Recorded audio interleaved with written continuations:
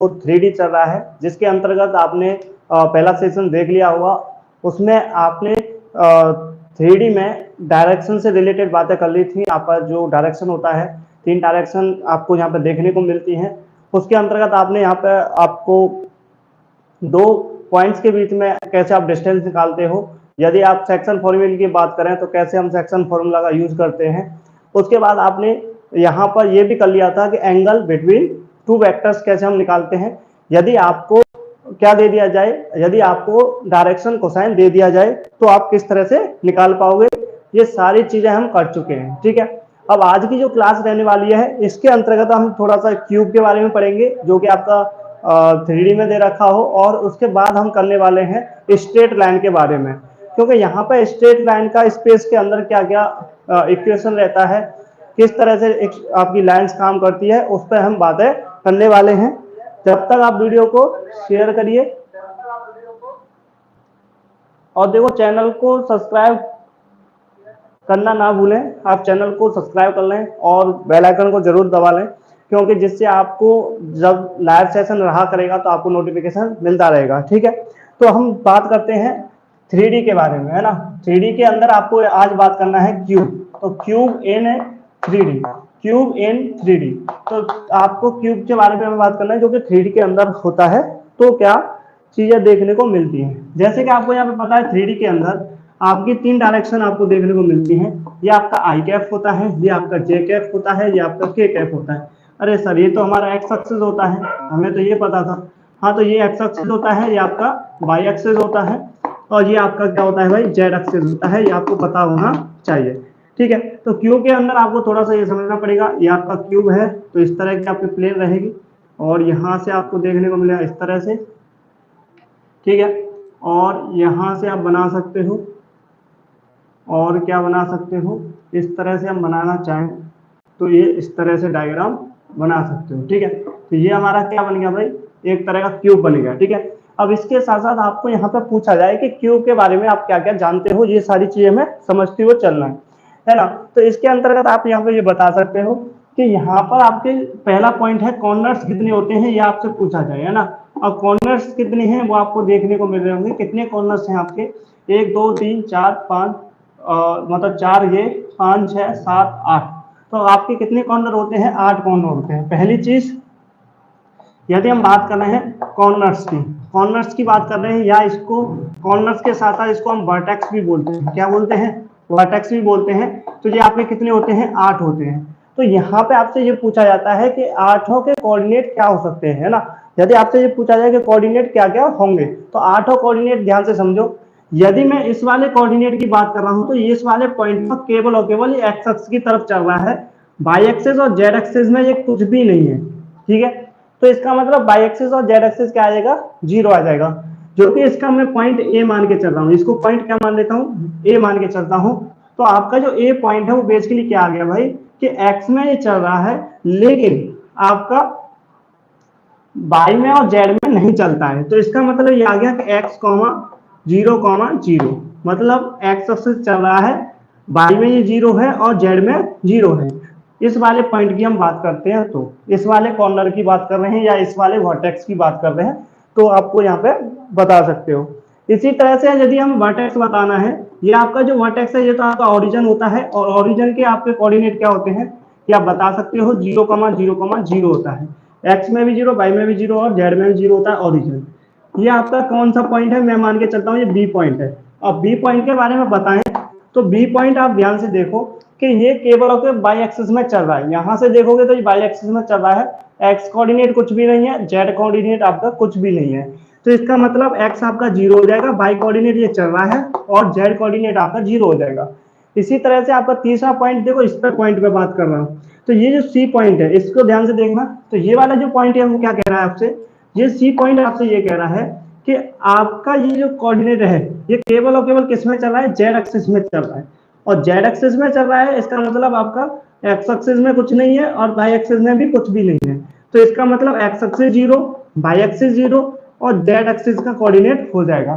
तो यहाँ पे आप ए बी सी इन 3 कॉर्नर्स के बारे में बता सकते हैं, 3 कोऑर्डिनेट के बारे में आराम से बता सकते हैं। ठीक है, इसके साथ साथ आपसे यहाँ पे ये वाला कॉर्नर पूछा जाए, ये वाला कॉर्नर पूछा जाए, या आपसे ये पूछा जाए कि ये वाला कॉर्नर कौन सा है और इस वाले कॉर्नर के कोऑर्डिनेट बताइए, तो ABC हो गया।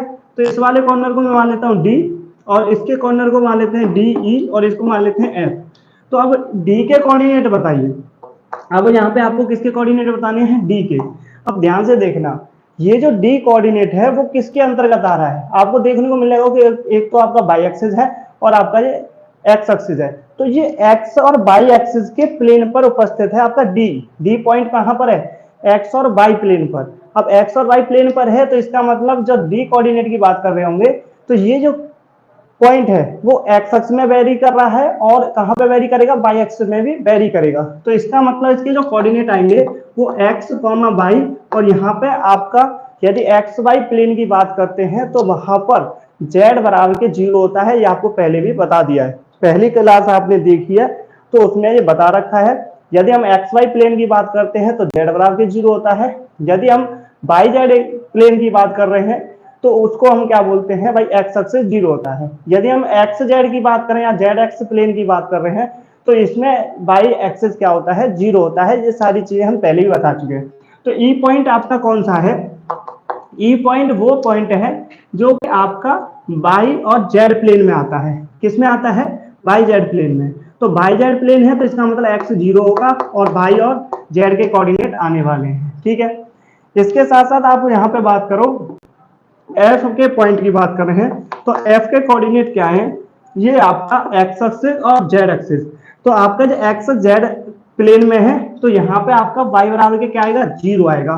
तो यहाँ पे आपका जो 0 हो जाएगा, यहाँ पे क्या आएगा? एक्स आएगा, जो एक्स है आपका यहाँ पे, और यहाँ पे वाई बराबर 0 होगा, जेड आपको दे दिया जाएगा। ठीक है, तो यहाँ पे ये सभी पॉइंट के बारे में बातें हो चुकी हैं। तो ये पॉइंट कितने हैं? 1 2 3 4 5 और 6। अभी यहाँ पे केवल 6 पॉइंट हुए हैं। अब एक पॉइंट तो आपका ओरिजिन हो गया तो 7 हो गई। आपका एक और पॉइंट बचा है, वो पॉइंट ये वाला है। अब ये बताओ, ये जो पॉइंट बचा है, जैसे कि आपका यहाँ पे क्या हो गया? A B C D E F, और यहाँ पे इसको मान लेते हैं जी पॉइंट। तो आप ये बताओ कि जी पॉइंट के कोऑर्डिनेट क्या हैं? अब ध्यान से समझना कि ये जी पॉइंट जो है वो बिल्कुल बीच में है, एक्स एक्सिस वाई एक्सिस और जेड एक्सिस तीनों के बीच में है। देखो आपको यहाँ पे कोऑर्डिनेट बताए थे, पेन के माध्यम से आप समझ सकते हैं। 1 मिनट दीजिए, आपके लिए कॉन्सेप्ट को समझाते हैं। ठीक है, जैसे कि आप ध्यान से देखना, आपको ये प्लेन दिख रहे होंगे एक्स और वाई जेड। 1 मिनट, देखो आपको यहाँ पे ये पूरा डायरेक्शन दिख रहा होगा, है ना? इसको हम क्या बोलते हैं? इसको एक्स एक्सिस, ये आपका वाई एक्सिस और ये आपका जेड एक्सिस। इसके बारे में सब कुछ बता दिया था। अब यहाँ पे देखो, ये जो डी पॉइंट था ये तो आपको यहाँ पे मिल रहा था एक्स और वाई के कोऑर्डिनेट, मतलब इस वाले प्लेन पे मिल रहा था। यदि हम ई की बात कर रहे हैं तो ये वाला प्लेन जो है वो वाई और जेड प्लेन पे मिल रहा था, ये वाला जो प्लेन है इस पे मिल रहा था। ठीक है, लेकिन हम बात करें एफ की, तो एफ आपका जो नीचे जो प्लेन है ना, ये आपका जेड और एक्स एक्सिस वाला, तो इस पे मिल रहा था। तो ये तीनों पॉइंट तो हमारे क्लियर है। लेकिन जो लास्ट वाला पॉइंट है जी वाला, तो देखो जी वाला जो पॉइंट है ना वो यहाँ पर है। यहाँ पे आप कंसीडर करवा रहे हो कि ये मेरी उंगली है, ये यहाँ पर जी पॉइंट है। तो यहाँ पे आप ये बताओ कि ये जो पॉइंट है वो कहाँ पर है, कौन से प्लेन में है? ये अब किसी भी प्लेन में नहीं आ रहा है। ठीक है, ये इस प्लेन में भी दिखेगा कहीं ना कहीं, इसमें भी और इसमें भी। तो ये तीनों प्लेन के बीच में आ रहा है, तो इसका मतलब यहाँ पर आपका एक्स भी वेरी करेगा, वाई भी वेरी करेगा और जेड भी वेरी करेगा। तो ये आपको समझना पड़ेगा, ये आपका जो पॉइंट है ना वो यहाँ पर है, बिल्कुल बीच में। समझ में आ गया? ठीक है, तो इस वाले पॉइंट के क्या कोऑर्डिनेट आने वाले हैं? इस वाले पॉइंट के जो कोऑर्डिनेट हैं वो क्या आएंगे भाई? इसके आ जाएंगे X comma Y comma Z. तो इसके सभी point X comma Y comma Z होता है। अब यहाँ पे क्यू की बात चल रही है, तो तीनों आपकी जो साइड्स हैं, अब कितनी साइड्स होती हैं और वो साइड्स की पैमास क्या होती है? सभी की इक्वल साइड्स होती हैं। ये सभी क्या होती हैं? Equal side. तो यहाँ पे दूसरा पॉइंट हमारा आता है साइड्स को लेकर, और इस साइड्स को ही हम क्या बोलते हैं? एजेस बोलते हैं। इन साइड्स को ही हम क्या बोलते हैं? एजेस बोलते हैं। ये आपको समझना पड़ेगा। ठीक है, इसी को क्या बोलते हैं? एजेस बोलते हैं। तो ध्यान से समझो, यहाँ पे साइड कितनी है? देखो 1 2 3 4 5 6 7 8 9 10 और 11, और एक और बच्ची आपकी कौन सी? 12 होती है। टोटल कितनी हो जाएंगी? 12। देखो यहाँ पे देखो 1 2 3 4 5 और ये 6 7 8 9 10 और 11, और टोटल आपकी 12 होती है। एक आपको कहीं ना कहीं दिख नहीं रही है। लेकिन आपको कितनी दिखेंगे, 12 दिखेंगे, है ना। ऐसे समझ के चलो 4 आगे और 2 ऊपर 2 नीचे, 4 और 2 6, और 6 और 4 आपका पीछे रहने वाला है, तो क्या आएगा 10, और 2 इधर 2 इधर, तो कितना हो जाएगा भाई, 12 हो जाएंगे। तो टोटल साइड्स हमारी कितनी होती है, 12 होती है। ध्यान रखना ये साइड्स हैं, यदि हम दो कॉर्नर्स को मिलाते हैं तो वहां पे हमें क्या मिल जाता है, साइड्स मिल जाती है, एजेस मिल जाती है, और एजेस कितनी होती है हमारी, 12 होती है, ये आपको समझ में आना चाहिए। और ये 12 एजेस ही आपकी क्या होती है, इक्वल होती है, समान होती है, ये आपको समझ में आना चाहिए। यदि हम क्यू की बात करते हैं तो आपकी सभी साइड्स क्या है, इक्वल होती है, ये आपको समझ में आना चाहिए, ठीक है। यदि मैं बात कर रहा हूं कि ये साइड्स जो है वो एक वाई मतलब एक का साइड का दे रखा हो, 2 साइड का दे रखा हो, या 3 साइड का दे रखा हो, इस तरह से हम देख सकते हैं, तो उसी के हिसाब से ये कोऑर्डिनेट आपके वेरी करेंगे।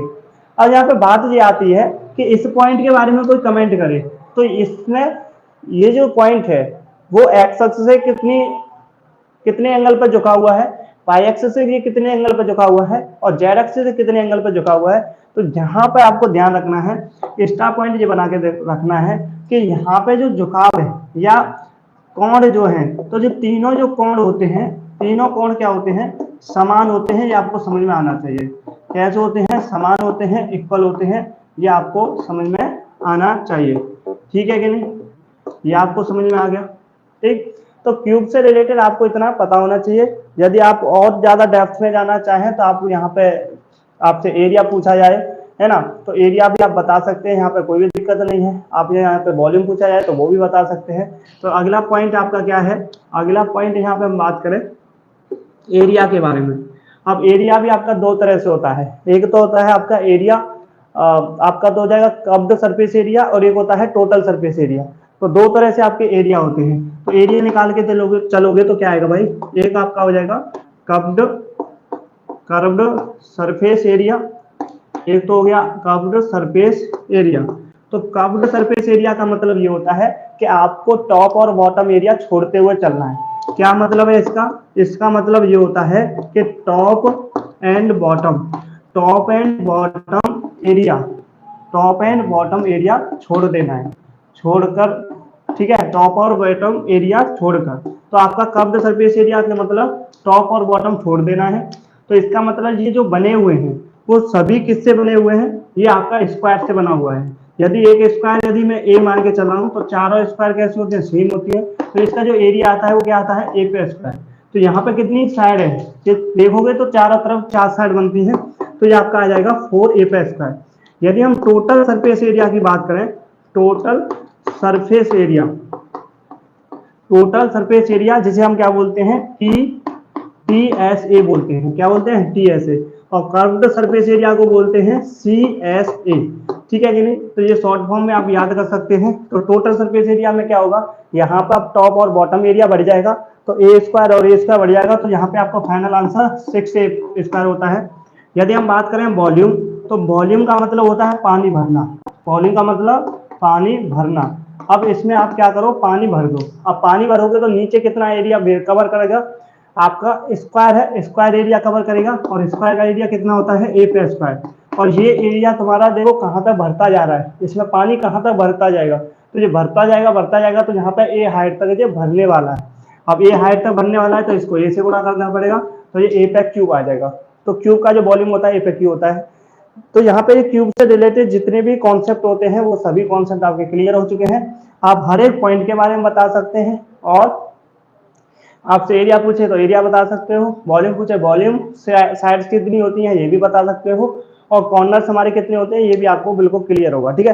तो क्यूब से कंसेप्ट हमारा जो होता है वो बिल्कुल क्लियर है। अब बात करते हैं हम स्ट्रेट लाइन की तरफ। अब क्या करते हैं भाई, स्ट्रेट लाइन। तो आपको यहाँ पे ये पहले ही बता रखा है कि स्ट्रेट लाइन की हम बात करें तो स्ट्रेट लाइन का starting point and and point, starting point and and point, ये क्या होता है आपका, एकदम से फ्री रहता है, ये इनफाइनाइट तक एक्सपेंड कर सकता है। कहाँ तक जा सकता है, इस आपका इनफाइनाइट तक एक्सपेंड कर सकता है। अब देखो इसको क्या बोलते हैं, स्ट्रेट लाइन। तो स्ट्रेट लाइन, अब स्ट्रेट लाइन की बात हो रही है तो यहाँ पे आप ये समझना पड़ेगा कि आपको यहाँ पे याद रखना है कि स्टार्टिंग पॉइंट या स्टार्टिंग पॉइंट ही बोल देते हैं। तो starting point and and point, starting point and and point. तो ये क्या है आपका फिक्स नहीं होते हैं, फिक्स नहीं होते हैं। तो फिक्स नहीं होते हैं तो इसका मतलब क्या, फिक्स नहीं होते हैं तो ये क्या, इसका मतलब इनफाइनाइट हो सकते हैं, मतलब आपके इनफाइनाइट होंगे। इनफाइनाइट होंगे तो इसका मतलब ये कहीं भी एक्सपेंड कर सकते हैं, कितना भी बढ़ाया जा सकता है। तो इसको हम कैसे रिप्रेजेंट करते हैं भाई, इसको आपने रिप्रेजेंट करते हुए देखा होगा इस तरह से लाइन को, जैसे लाइन को इस तरह से आपने रिप्रेजेंट करते हुए देखा होगा, ठीक है। यदि आपका एक पॉइंट इसको फिक्स कर दिया जाए और इसको इन्फिनिटी तक भेज दिया जाए तो इसको हम रे बोलते हैं, किरण बोलते हैं, ये आपको समझ में आना चाहिए। अब ये लाइन की बात आई है तो इस तरह से हम रिप्रेजेंट करते हैं। यदि मुझे ये बताना है कि ए बी एक लाइन है तो आप इस तरह से बताते हो, ये आपको समझ में आना चाहिए कि ए बी एक लाइन है, इस तरह से इसको रिप्रेजेंट करते हैं। ये सारी चीजें आपको समझ में आनी चाहिए। तो ये तो आपका बेसिक नॉलेज है जो कि लाइन के बारे में आपको पता होना चाहिए। लेकिन आप बात करें स्ट्रेट लाइन, जो कि हम 3D के अंदर पढ़ते हैं, तो 3D के अंदर आपको ये समझ में आना चाहिए स्ट्रेट लाइन से रिलेटेड आपको दो इक्वेशन यहाँ पे पढ़नी है। स्ट्रेट लाइन के अंदर आपको दो इक्वेशन पढ़नी है। पहली इक्वेशन क्या है हम समझ के चले कि जैसे कि हम इसे बोला जाए equation of a straight line. तो स्ट्रेट लाइन मतलब हमें किसकी इक्वेशन चाहिए, आपको स्ट्रेट लाइन की इक्वेशन चाहिए। तो यहाँ पे आपको दो इक्वेशन पढ़नी है, ध्यान से समझ लेना। पहली इक्वेशन कौन सी, equation of a straight line passing through, ठीक है, पासिंग थ्रू। तो passing through a point, passing through a point and parallel to a vector, parallel to a vector. इसका मतलब ये कि हमें वो स्ट्रेट लाइन ज्ञात करनी है जो एक पॉइंट से होकर गुजरती हो और एक वेक्टर के समांतर हो, एक वेक्टर के समांतर हो। तो वही हमें इक्वेशन निकालनी है, ठीक है। अब यहाँ पे passing through a point, passing through a point हमें याद रखना है, ठीक है। तो आपको दूसरा ये इक्वेशन हमें निकालना है। दूसरा इक्वेशन वो हमारा ये है कि equation of a straight line, of a straight line passing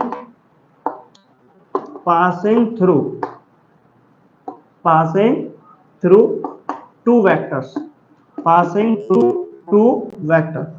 अब आपको उस स्ट्रेट लाइन की इक्वेशन बतानी है, उसका समीकरण बताना है जो दो वेक्टर से होकर गुजरती है, जो कि आपकी एक रेखा है जो कि आपकी दो वेक्टर से होकर गुजरती है, उसकी इक्वेशन बतानी है। तो यहाँ पे आप दो इक्वेशन के बारे में पढ़ने वाले हैं, फर्स्ट इक्वेशन और ये सेकंड इक्वेशन। इसके साथ साथ आपको यहाँ पे ये भी समझ में आना चाहिए कि आपको यहाँ पे पढ़ना दो इक्वेशंस हैं, लेकिन इसके बन जाते हैं चार इक्वेशन, क्योंकि यहाँ पे फर्स्ट इक्वेशन की आपको दो इक्वेशन पढ़नी पड़ेगी।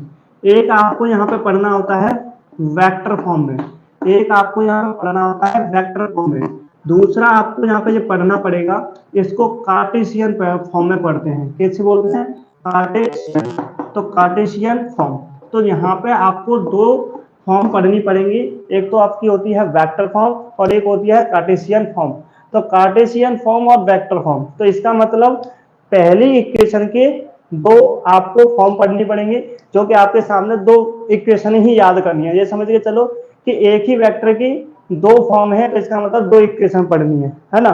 और इस वाली इक्वेशन की बात करोगे तो इसकी भी दो फॉर्म है, तो इसका मतलब इसकी भी दो इक्वेशन हमें याद करनी पड़ेंगी।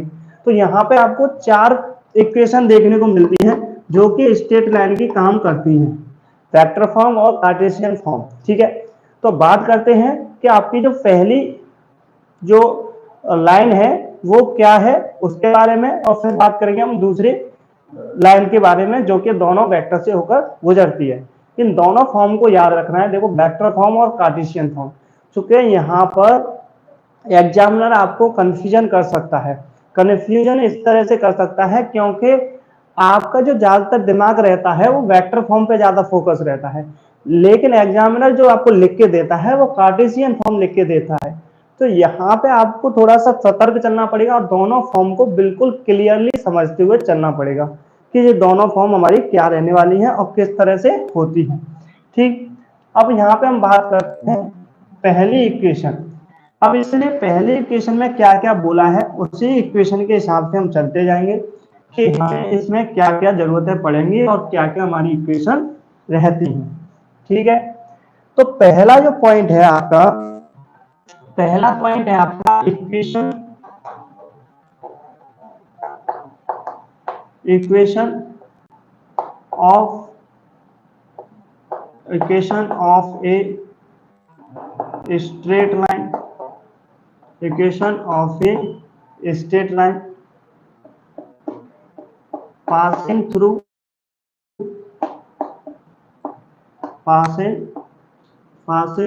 a point and parallel to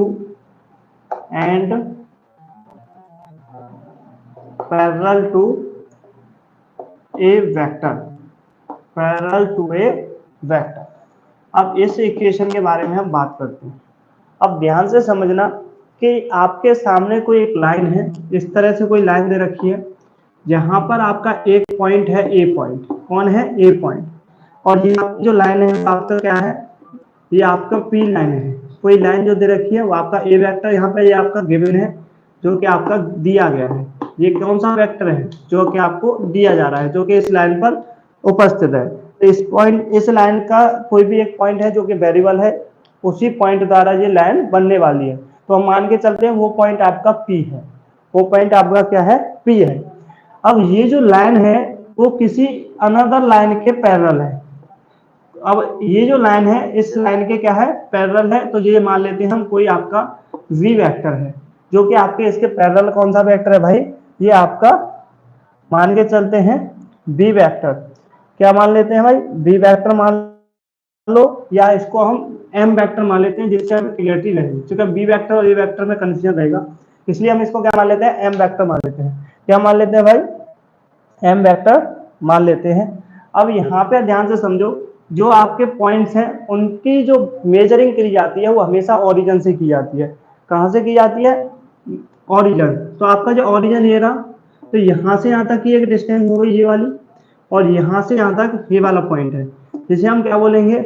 are vector बोलेंगे। क्या बोलेंगे? R vector. और इसको हम क्या बोल के चले? इसको बोल देते हैं R1 वेक्टर। इसको क्या बोल देते हैं भाई? R1 वेक्टर बोल देते हैं। तो यहाँ पे हमें कोई भी दिक्कत नहीं आने वाली है। क्या बोल देते हैं? R1 vector. अब देखो ध्यान से समझना कि आपने यहाँ पे ये देख रखा है कि ये जो वेक्टर है, ये जो हमारा लाइन है, या हम बात करें ये वेक्टर है, और ये जो वेक्टर है एक दूसरे के क्या है? पैरेलल है। तो आपको एक कंडीशन पहले ही बता दिया था कि यदि ए वेक्टर एंड बी वेक्टर ये एक दूसरे के क्या है? पैरेलल हो, तो ए वेक्टर और बी वेक्टर एक दूसरे के क्या है? पैरेलल हो, तो इसकी एक कंडीशन होती है, ये आपको बताया था कि ए वेक्टर बराबर के लैम्डा बी वेक्टर होता है। क्या होता है? ए वेक्टर बराबर के लैम्डा बी वेक्टर। आपको वेक्टर में ये सारी चीजें बताई थी।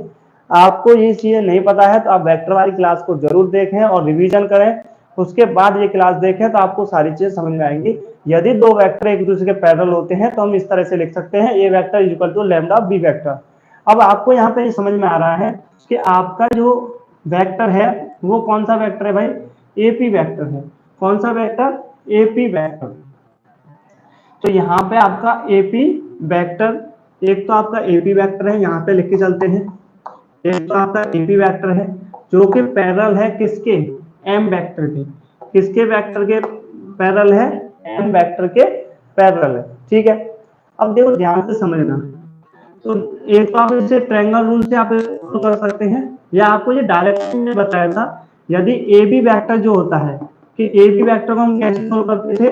ओ बी वेक्टर माइनस के ओ ए वेक्टर। आपको ये याद हो तो मैंने बता दिया था, यदि हमें कोई लाइन लिखनी है, दो पॉइंट ए और बी दे रखे हो, उससे हमें लाइन लिखना है, तो हम डायरेक्ट लिख सकते थे कि ओ बी माइनस के ओ ए, मतलब बी वाला पहले और ए वाला बाद में, ऐसे लिखते थे। ये आपको समझ आया था पहले भी। अब यहाँ पे A B vector parallel to M vector है तो मैं यहाँ पे इसको ऐसे भी लिख सकता हूँ कि एपी वेक्टर बराबर के लैम्डा एम वेक्टर लिख सकता हूँ कि नहीं लिख सकता। तो यहाँ तक तो आपको कोई दिक्कत नहीं आने वाली है। अब यहाँ पे आप देखो कि एपी वेक्टर को मैं क्या लिख सकता हूँ, एपी वेक्टर को मैं लिख सकता हूँ ओपी वेक्टर माइनस का ओ ए वेक्टर लिख सकता हूँ कि नहीं। इसके बाद आपका आ जाएगा लैम्डा एम वेक्टर और ओ ए वेक्टर को मैं उधर भेज सकता हूँ।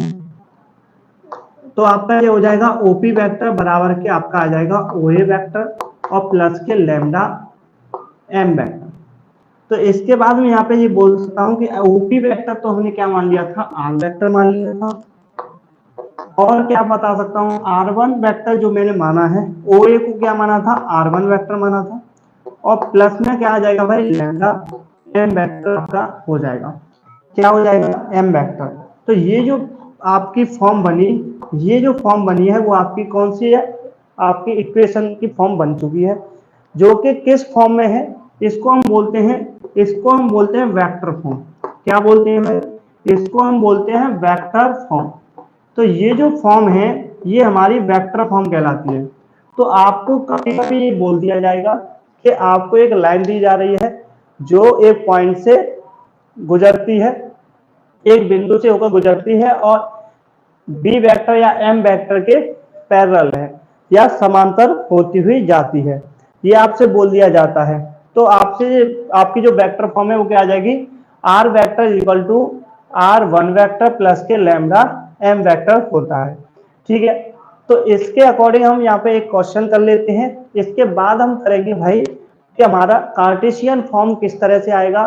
तो आपको यहाँ पे ये दिक्कत नहीं आने वाली है। ठीक है, यदि आपको यहाँ पे कोई भी दिक्कत है आप कमेंट बॉक्स में बता सकते हैं।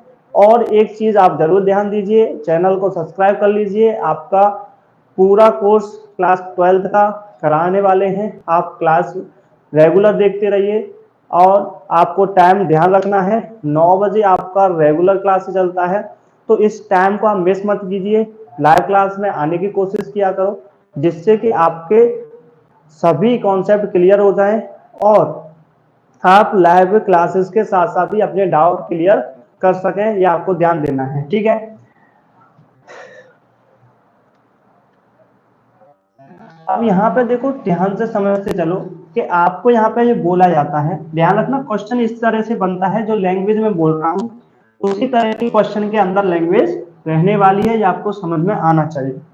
जैसे आपसे बोला गया कि एक लाइन का समीकरण ज्ञात कीजिए, एक रेखा का समीकरण ज्ञात कीजिए जो बिंदु, जैसे कि आपको बिंदु दे दिया जाए, जैसे आपसे दे दिया 2,-3,5 दे दिया।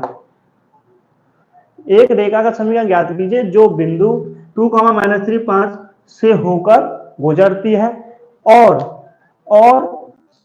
इस वेक्टर के समान है। और आपसे बोला गया कि एक वेक्टर माइनस का ए 2 इस वेक्टर के लिए समांतर है। तो आपको यहाँ पे सीधा सीधा पता चल जाना चाहिए कि ये आपका ए पॉइंट है जो कि इसका पासिंग थ्रू हो रहा था, आपका ए पॉइंट है, और ये आपका जो एम वेक्टर है वो वाला वेक्टर है क्योंकि वो इसके पैरेलल था। तो आपको यहाँ पे डायरेक्ट वेक्टर फॉर्म आना चाहिए। जो वेक्टर फॉर्म में इक्वेशन ऑफ ए लाइन थी, वेक्टर फॉर्म में equation of a line, vector form में इक्वेशन ऑफ ए लाइन क्या थी भाई, आपको डायरेक्ट याद आना चाहिए कि R vector is equal to R one vector plus lambda M vector. आपको यहाँ पता है आर वन वेक्टर इसलिए वो वेक्टर है जिससे लाइन गुजर रही है, जिससे लाइन गुजर रही है। तो इसका मतलब ये आया कि आर वेक्टर इसलिए आपका क्या है, आर वेक्टर आपका ये आ गया 2,-3 और 5 और प्लस के आपका आ जाएगा लैम्डा, और आपका जो एम वेक्टर है वो आपके समांतर है, जा रही है इस वेक्टर के समांतर होकर जा रही है। तो ये आपका आ जाएगा 1, और आपका 2 आपका आ जाएगा। ठीक है, तो ये आपकी जो इक्वेशन बनने वाली है आर वेक्टर, ये जो फाइनल इक्वेशन बनी ये हमारी क्या हो जाएगी भाई, ये हमारी स्ट्रेट लाइन की इक्वेशन होगी। ठीक है, तो यही आपको आंसर देखने को मिलेगा, यहाँ पे इस तरह से आंसर मिल जाता है। ठीक है, अब इसके साथ साथ आपको ये समझना है कि हमें वेक्टर फॉर्म के बारे में तो पता है और इस तरह से हम आंसर भी कर सकते हैं, कोई भी हमें यहाँ पे दिक्कत नहीं आने वाली है। अब यहाँ से हमें बात करनी है कार्टेशियन फॉर्म। कार्टेशियन फॉर्म, अब कार्टेशियन फॉर्म क्या है उसके बारे में हम समझना। जैसे कि आपको यहाँ पे पता है, जब आपकी जो वेक्टर फॉर्म है वो बेसिकली क्या है, R vector is equal to R1 plus के लैम्डा एम वेक्टर आपको दे रखा है, ठीक है। तो यहाँ पे आप यहाँ पे क्या कर सकते हैं कि आप अपनी ओर से आर वेक्टर को मान के चलोगे और एम वेक्टर को भी अपना मान के चलते हैं।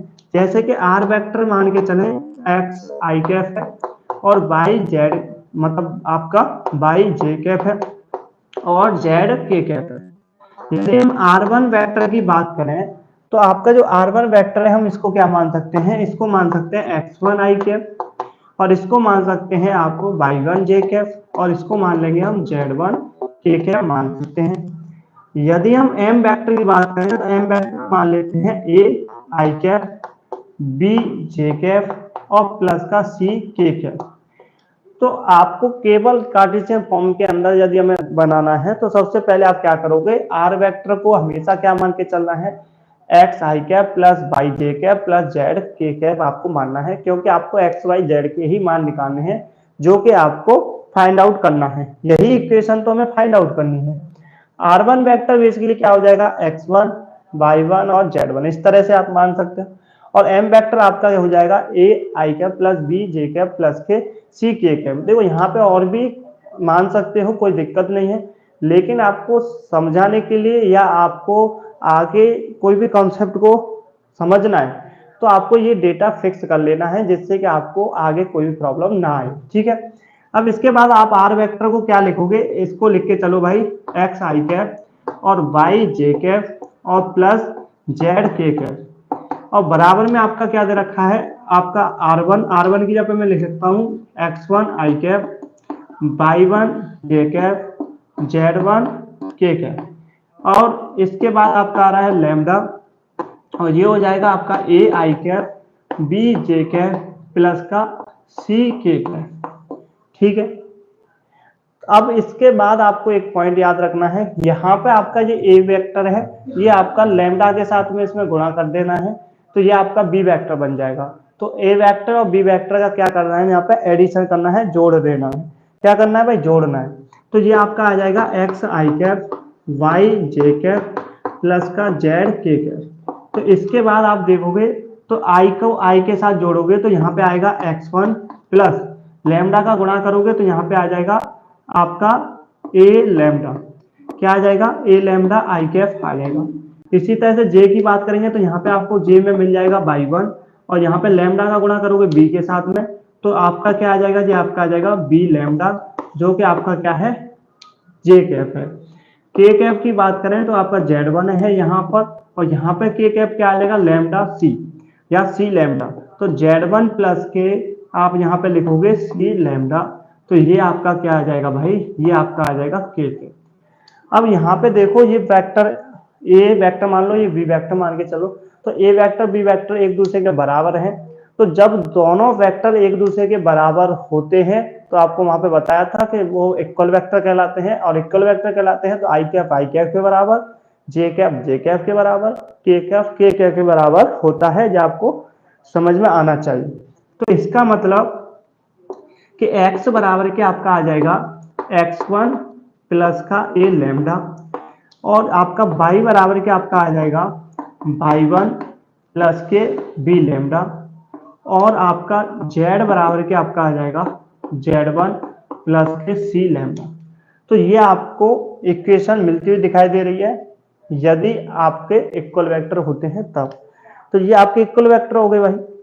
तो इसके बाद आपको दिख रहा होगा कि यदि मैं लैम्डा की वैल्यू निकालना हूं तो देखो x1 को इधर लाओ तो क्या आएगा जी, x1 मतलब x माइनस है x1 और ये इधर आ जाएगा तो x माइनस x1 हो गया। अब a से क्या हो जाएगा, इसमें भाग हो जाएगा तो लैम्डा बराबर के आपका आ जाएगा x माइनस x1 अपॉन ए, x माइनस के x1 अपॉन ए आ जाएगा। इसी तरह से यदि आप y का मान निकाल के चलते हो, यदि इसमें y की तरफ देखोगे तो लैम्डा यहाँ से क्या निकल के आएगा, इसको इधर लाओगे तो y माइनस के y1 और अपॉन में बी से भाग करोगे तो क्या आएगा, इतना आ जाएगा। ये लैम्डा बराबर के इतना आ गया। यहाँ पे देखोगे तो लैम्डा बराबर के ये आया, और जेड में देखोगे तो लैम्डा बराबर क्या आया भाई, जेड माइनस के जेड1, और अपॉन में क्या आ गया, सी आ गया। तो ये सभी चीजें क्या है, जो लैम्डा के बराबर आ रही हैं। तो इसका मतलब ये सभी चीजें लैम्डा के बराबर होनी चाहिए। ये सभी चीजें किसके बराबर हैं भाई, अब लैम्डा के बराबर हैं। तो लैम्डा के बराबर है तो हम इसको क्या लिख सकते हैं भाई, इसको इस इक्वेशन को हम इस तरह से भी लिख सकते हैं। यहां तक आपने लिख लिया होगा, तो आगे आप चलते हैं। तो आगे आप इसको किस तरह से लिख सकते हैं, आगे आप किस तरह से लिखोगे, इसको हम लिख सकते हैं कि आपका ये सभी चीजें एक दूसरे के बराबर है, जो कि लैम्डा के बराबर है। तो इसका मतलब यहाँ पे लिख सकता हूं कि x माइनस x1 अपॉन के क्या आ जाएगा a, y माइनस के y1 अपॉन का क्या आ जाएगा b, और यहाँ जाएगा जेड माइनस z1 अपॉन का क्या आ जाएगा c, और बराबर में क्या आ जाएगा लैम्डा। तो ये जो फॉर्म आई है भाई, ये जो फॉर्म निकल के आई है, ये फॉर्म हमारी क्या कहलाती है, कार्टेशियन फॉर्म कहलाती है। यही फॉर्म हमारी क्या कहलाती है भाई, कार्टेशियन फॉर्म। अब ध्यान से समझना, कार्टेशियन फॉर्म हमें लिखना है तो एक्स वाई और जेड, एक्स और वाई जेड, एक्स वाई तो हमेशा एक ही कॉफिशिएंट रहने वाला है। यहाँ पे एक्स वाई और जेड के जो कॉफिशिएंट है, यहाँ पे केवल एक ही रहने वाला है। जो क्योंकि आगे चल के आपको क्वेश्चन में यहाँ पे 2x दे के चलेगा, तो आपको ध्यान रखना है कि यहाँ पे तो x हमेशा एक ही रहता है, x के आगे ए दो नहीं आएगा, केवल एक ही आना चाहिए था कॉफिशिएंट एक।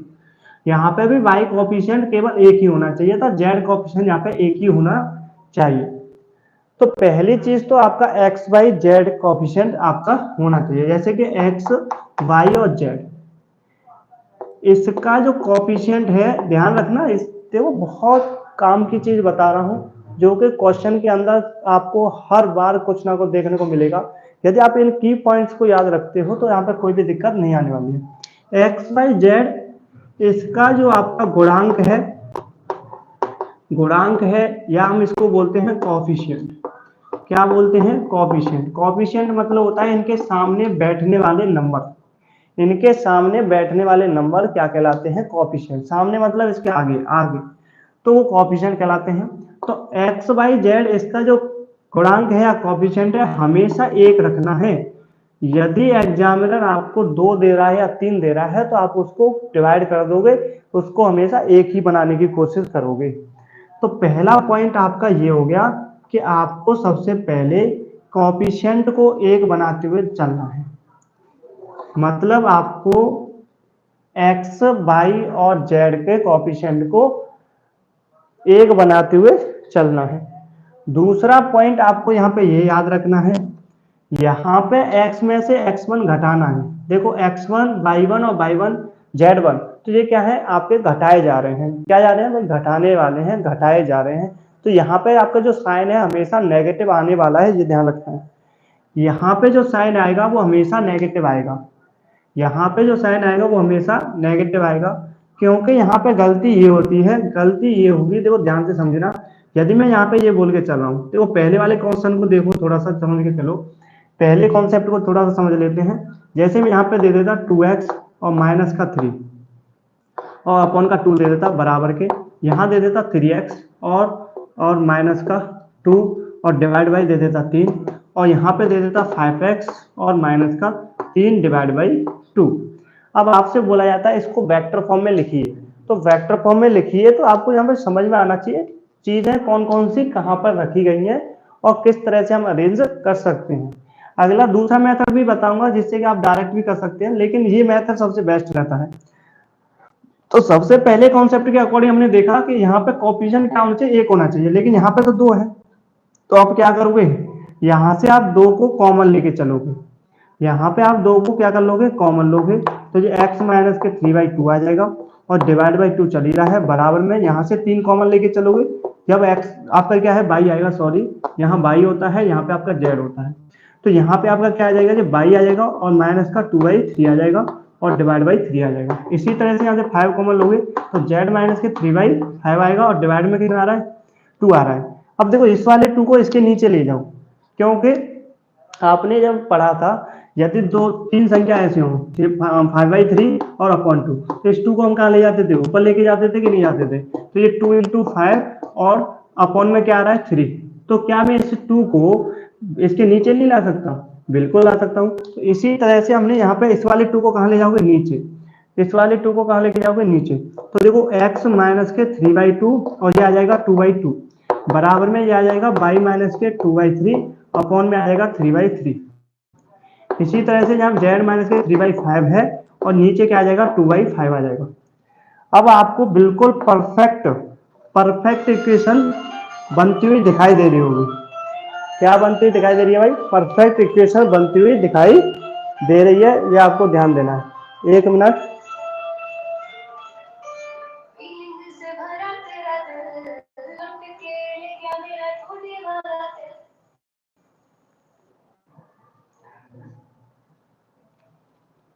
तो अब इक्वेशन को हम स्टार्ट करते हैं। देखो ध्यान रखना, थोड़ा सा डिस्टर्बेंस हुआ है, आपको कोई दिक्कत नहीं करना है, आगे चलते हैं।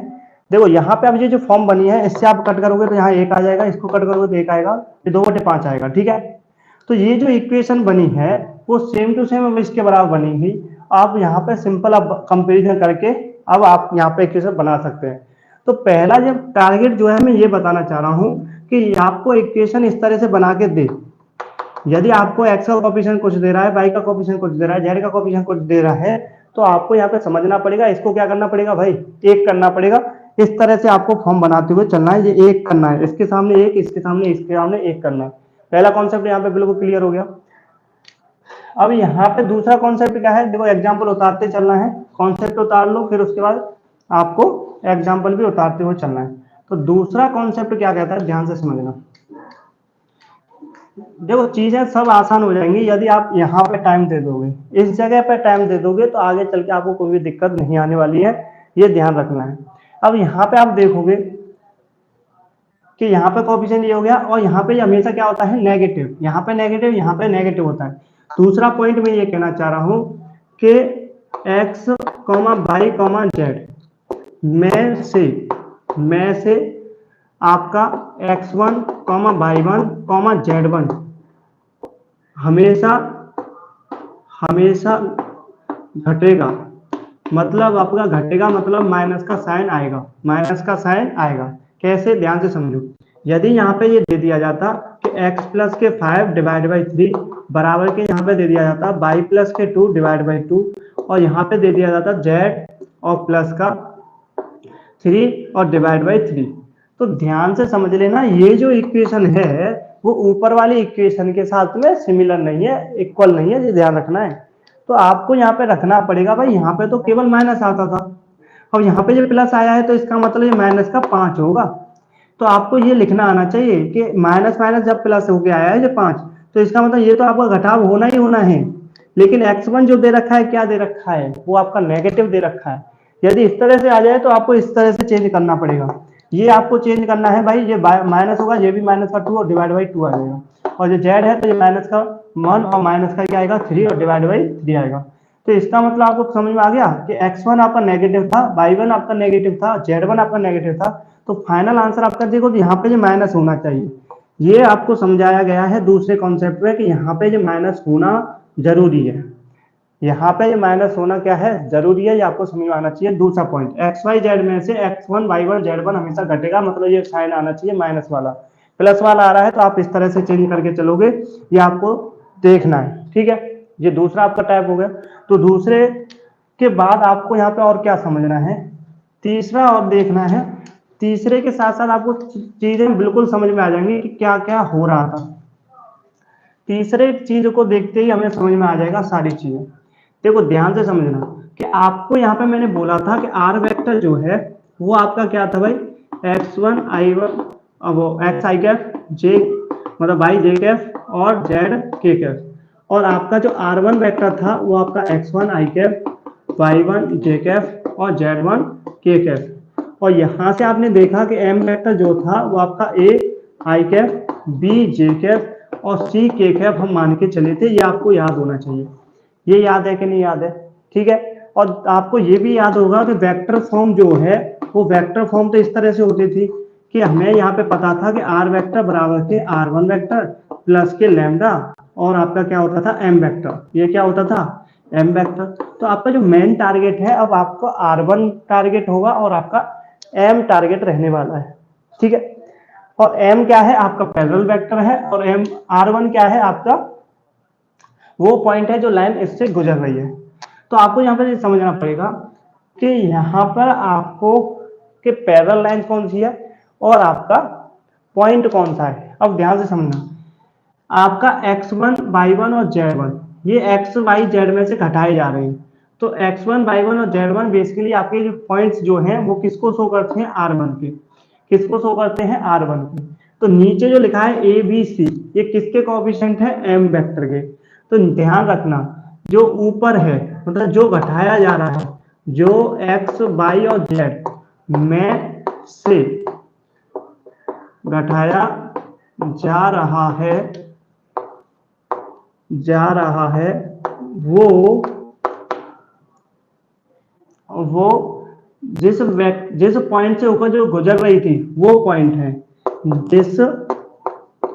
जिस बिंदु से रेखा गुजर रही थी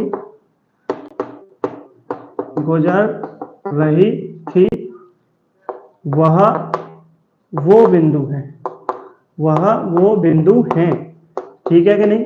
तो जिस बिंदु से वो गुजर रही थी ना वो पॉइंट आपको कहां से मिल जाएंगे, x में से जो घटाए जा रहे हैं, y में से जो घटाया, z में से जो घटाया जा रहा है वो जो पॉइंट्स है वो किसके पॉइंट्स हैं आपके जिस पॉइंट से वो होकर गुजर रही है। तो दूसरा आपको यहाँ पे देखना है ये आपका a पॉइंट और b पॉइंट में देखोगे जो नीचे है ना। तो जो नीचे है, नीचे कौन कौन से जैसे कि ए बी सी जो नीचे हैं वो किसको बताते हैं, वो समांतर रेखा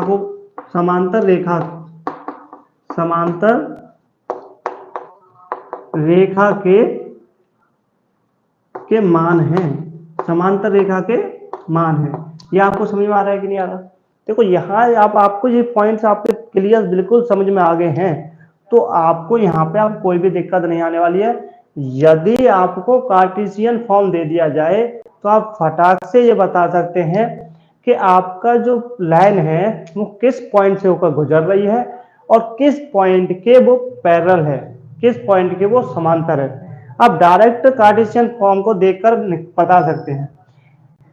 जब आपने ये नोट कर लिया है ये सभी पॉइंट ध्यान रखना, ये सभी पॉइंट ही याद आएंगे जब आपको इक्वेशन दी जाएगी ना, ये सब पॉइंट याद आएंगे। इसलिए आपको ये सभी पॉइंट मैं लिखा के चल रहा हूँ क्योंकि यहाँ पे बहुत ज्यादा दिक्कत आता है बच्चों को, ये सबसे ज्यादा दिक्कत रहता है। जितने भी ऑफलाइन वाले बच्चे हैं उनको यहाँ पे कंफ्यूजन ये बहुत ज्यादा रहता है वेक्टर फॉर्म कार्टेशियन फॉर्म। तो आपको दोनों फॉर्म के साथ में खेलना आना चाहिए, सारी चीजें समझ में आनी चाहिए कौन सी चीज क्या है क्या नहीं है, फिक्स कर दो अभी से। तो यहाँ पे आपको कोई भी दिक्कत नहीं आने वाली, चीजों को फिक्स करते हुए चलोगे तो यहाँ पे दिक्कत नहीं आएगी। यदि आप डाउट्स में रहते हैं और आप अभी से डाउट क्लियर नहीं करके चल रहे हैं तो फिर आगे चल के आपकी जिंदगी भी डाउट्स हो जाएगी, फिर आप उसको सॉल्व नहीं कर पाओगे। अभी से चीजों को ना स्टेप बाय सीखते चलो, सारी चीजों को सीखते चलो, ठीक है।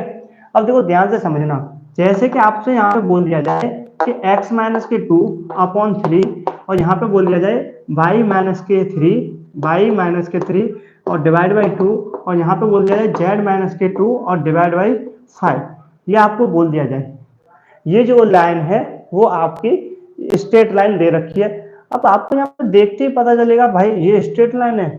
तो आपको ये कौन सी फॉर्म दे रखी है, ये आपको फॉर्म जो दी है वो कार्टेशियन फॉर्म दी है। तो कार्टेशियन फॉर्म दी है भाई ये। तो अब आपसे कोई पूछ ले कि बताओ कि ये जो लाइन दी गई है हमारे सामने जो स्ट्रेट लाइन दी गई है तो ये स्ट्रेट लाइन किस पॉइंट से होकर गुजर रही है, स्ट्रेट लाइन जो है वो किस पॉइंट से होकर गुजर रही है और किस पॉइंट के पैरेलल है बताओ।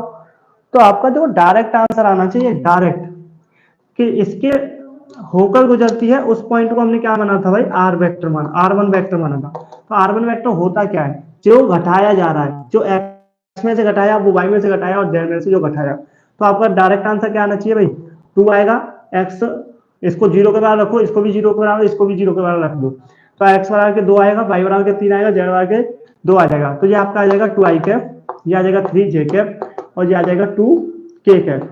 तो ये जो लाइन आई है, ये जो आपके वेक्टर आया है, ये वेक्टर वो वेक्टर है जो स्ट्रेट लाइन इससे ऊपर गुजरती है। और मैंने कहा था ना, जो नीचे रखे हैं, जो नीचे बैठे हैं, ये वो वेक्टर हैं जो इसके क्या है, जो इसके पैरेलल आ रहा था, जो इसके पैरेलल वेक्टर था। समझ में आया? ये आपको चीजें समझ में आ रही है कि नहीं आ रही है? तो यहां से आप वेक्टर फॉर्म लिख सकते हो। यहां से आप वेक्टर फॉर्म लिखने को बोला जाए तो आप वेक्टर फॉर्म आराम से लिख सकते हो कि वेक्टर फॉर्म बेसिकली क्या आएगा भाई, R vector is equal to r1 vector plus के लैम्डा m वेक्टर। तो आप डायरेक्ट लिखोगे r1 वेक्टर आपका 2i कैफ है, प्लस के 3j कैफ है, प्लस के 2k कैफ है, और यहाँ पे प्लस के लैम्डा और 3i कैफ प्लस के 2j कैफ प्लस के 5k कैफ। ये आपका वेक्टर फॉर्म हो गया। तो आप इस तरह से सॉल्व कर सकते हैं जब आपने इस चीजों को बिल्कुल अच्छे से समझ लिया है, कौन कौन सा पॉइंट जिससे लाइन गुजर रही है और कौन सा पॉइंट वो है जिसके लाइन आपके समांतर है। तो आप यहाँ पे सीधे सीधे आप चीजों को समझ सकते हैं, आप बता सकते हैं। वेक्टर फॉर्म से आप कार्टेशियन फॉर्म में भी जा सकते हो, कार्टेशियन फॉर्म से आप वेक्टर फॉर्म में भी जा सकते हो, कोई भी दिक्कत नहीं आएगी यदि आप इन कॉन्सेप्ट को फॉलो करते हैं तो। ठीक है, देखो यहाँ पे और भी आपके कॉन्सेप्ट बन सकते हैं, आपको यहाँ पे थोड़ा सा और डिफिकल्ट कार्टेशियन फॉर्म में दे सकते हैं, तो आपको डरने वाली तो कोई बात है ही नहीं। आपको किस तरह से सॉल्व करना है वही आपको पैटर्न याद रखना है। जैसे आपको कार्टेशियन फॉर्म दे दिया जाए या आपको वेक्टर फॉर्म दे दिया जाए, चेंजेस करना आना चाहिए, कोई भी दिक्कत नहीं होने वाला है। ठीक है, जैसे कि आपको यहाँ पे बोल दिया जाए, आपसे बोला गया 2x और 2x प्लस का 3 डिवाइड बाई 5 बराबर के, और आपको बोला गया 3y प्लस के 5 और डिवाइड बाई 6, और अब बराबर में दे दिया जाए और 2z और प्लस का 6 और डिवाइड बाई कितना आ जाएगा भाई, डिवाइड बाई 7 ले लेते हैं, और ये आपको दे दिया जा रहा है भाई। आपसे बोला गया ये कार्टेशियन फॉर्म दी जा रही है, तो आप कार्टेशियन फॉर्म से आप वेक्टर फॉर्म में बदलिए। कार्टेशियन फॉर्म दी जा रही है और आपको वेक्टर फॉर्म में बदलना है। कार्टेशियन फॉर्म आपको दिया जा रहा है और आपको वेक्टर फॉर्म में बदलना है। तो आपको वेक्टर फॉर्म में बदलने के लिए आपको सीधा सा पॉइंट पता होना चाहिए। एक तो आपको वो पॉइंट पता होना चाहिए जो इस लाइन से होकर गुजरता है, और आपको वो पॉइंट पता होना चाहिए जो इसके समांतर है। तो सिंपल सा पॉइंट है। पहली चीज तो एक्स, वाई और जेड इसके कोएफिशिएंट 1 करने हैं भाई, और 1 करने हैं तो मुझे यहाँ पे कॉमन लेना पड़ेगा। तो ये आपका एक्स आएगा और प्लस का 3/2 आ जाएगा और डिवाइड बाई 5 आ जाएगा, बराबर ये आपका क्या है, 3 कॉमन लोगे तो ये आएगा y और ये आपका 5/3 डिवाइड बाई 6 आ जाएगा। इसी तरह से यहाँ से 2 कॉमन लोगे तो ये z प्लस का यहाँ पे आपका डिवाइड हो जाएगा और यहाँ पे आपका 7 आ जाएगा। और मैंने यहाँ पे बोल दिया था जब कॉमन लेते हैं इसको नीचे पहुंचा दो, नीचे पहुंचाओगे तो ये आएगा x प्लस के 3/2 और ये आ जाएगा 5/2। इसी तरह से इसको ये कट करोगे तो 2 आ जाएगा, तो यहाँ पे आ जाएगा y प्लस के 5/3 और यहाँ पे आ जाएगा 2, और यहाँ पे देखोगे तो z प्लस का 6/2 मतलब आपका यहाँ 3 और आपका ये क्या आएगा 7/2 मतलब आपका 7/2 हो जाएगा। ठीक है, अब देखो पहला कॉन्सेप्ट तो हमारा खत्म हो गया। जो मैंने आपको बताया था ना, कोएफिशिएंट आपको 1 रखना है, यहाँ पे आपका जो कोएफिशिएंट है वो क्या रखना था, 1 रखना था, तो कोएफिशिएंट तो भाई 1 हो गया। दूसरा कॉन्सेप्ट आपको ये बताया था कि यहाँ पे हमेशा नेगेटिव होना चाहिए, यहाँ पे तो पॉजिटिव है, यहाँ पे नेगेटिव होना चाहिए था, यहाँ पे भी नेगेटिव होना चाहिए था। तो आप चेंज कैसे करोगे भाई, इसको ऐसे करोगे कि x माइनस के ये भी माइनस में होगा तो 3/2 इस वजह से ये पॉजिटिव हो गया। इसी तरह से इसको चेंज करोगे तो भाई माइनस के ये आपका माइनस के 5/3 आ जाएगा डिवाइड बाई 2 आ जाएगा, और ये आपका आ जाएगा z माइनस के ये माइनस का 3 और डिवाइड बाई 7/2 आ जाएगा। ठीक है, ये आपको समझ में आ रहा होगा। अब आपको ये बता दिया था कि आपका जो r1 वेक्टर है जो x में से घटाया जा रहा है, y में से जो घटाया जा रहा है, z में से जो घटाया जा रहा है, तो ये जो कोएफिशिएंट आएंगे वो पॉइंट के आएंगे जिस पॉइंट से होकर लाइन गुजर रही है। तो इसका मतलब आप डायरेक्ट लिखोगे माइनस के 3/2 i कैफ माइनस के 5/3 j कैफ और आपका ये माइनस के 3k कैफ। अब यहाँ से जो आपका जो वेक्टर है जो नीचे रखे हुए हैं, जो नीचे बैठे हुए हैं, ये नीचे वो होते हैं जो जिस वेक्टर से लाइन पैरेलल होती है, समांतर होती है, वो होते हैं। तो इसको मैं लिखूंगा भाई 5/2 i कैफ और ये आपको प्लस के 2j कैफ और आपका जो प्लस का 7/2 k कैफ। ध्यान रखना, आपको जो जो स्टेप बताए हैं उन स्टेप को आप फॉलो कीजिए। आपको यहाँ पे वेक्टर 3 में कोई भी दिक्कत नहीं आने वाली है, हर एक पॉइंट आपका बिल्कुल क्लियर हो जाएगा। यहाँ पे आपको याद करने की भी जरूरत नहीं है, आपको केवल स्टेप बाय स्टेप चलते रहना है, क्या कॉन्सेप्ट है उसके अकॉर्डिंग चलते रहना है, आपको यहाँ पे कोई भी दिक्कत नहीं आएगी। अब बात कर लेते हैं वेक्टर फॉर्म के बारे में। तो आपकी वेक्टर फॉर्म क्या होती है भाई? वेक्टर फॉर्म सीधा लिखते हैं, आर वेक्टर बराबर के r1 वेक्टर प्लस के लैम्डा m वेक्टर। तो आपका r वेक्टर बराबर के क्या आ जाएगा? आपको यहाँ पे r1 वेक्टर में लिख के दे देता हूँ, यहाँ पे आपको दे रखा है माइनस के 3/2 आई कैप और माइनस के 5/3 जे कैप और माइनस के 3 के कैप प्लस के लैम्डा। और ये आपको m वेक्टर क्या आया भाई? 5/2 आई कैप प्लस के 2 जे कैप और प्लस का 7/2 के कैप, 7/2 के कैप। ये आपका वेक्टर फॉर्म में हो जाएगा। आ रहा है कि नहीं आ रहा है? सारी चीजें बिल्कुल क्लियर। अब आगे चलते हैं, आगे और क्या क्वेश्चन बन सकता है भाई? आगे आपका ये क्वेश्चन बन सकता है कि आपने यहाँ पे देखा कि कार्टेशियन फॉर्म कैसा भी दे दिया जाए तो आप वेक्टर फॉर्म में आराम से बदल सकते हैं, कोई दिक्कत नहीं होने वाली। अब इसका उल्टा करके चलते हैं, यदि आपको वेक्टर फॉर्म दे दिया जाए, क्या दे दिया जाए? Vector form. जैसे कि आपसे बोला गया कि आर वेक्टर आपको दे दिया जाए 2 I cap 3 J cap plus के 5 के कैप और प्लस के लैम्डा 2 आई कैप प्लस के 3 जे कैप और प्लस के 5 के कैप। ये आपको दे दिया वेक्टर फॉर्म। अब आपसे बोला जाए कार्टेशियन फॉर्म बताइए सा, तो आप डायरेक्ट लिखोगे भाई मुझे r1 वेक्टर कौन सा है? r1 vector 2 I cap 3 J cap plus का 5 जे कैप। और पैरेलल वेक्टर कौन सा है? m वेक्टर वाला। आप लिखोगे 2 आई कैप प्लस के 3 जे कैप प्लस के 5 के कैप। आगे चल के आपको ये लिखने की भी जरूरत नहीं पड़ेगी, क्योंकि आप डायरेक्ट लिखोगे। क्यों? क्योंकि x में से वो चीजें घटेंगी जो आपका पॉइंट से गिवन था। तो x में से आई कैप वाला घटेगा तो माइनस का 2 आ जाएगा, अपॉन में जो चलता है। y में से वो घटेगा जो आपका जे कैप है तो माइनस का 3।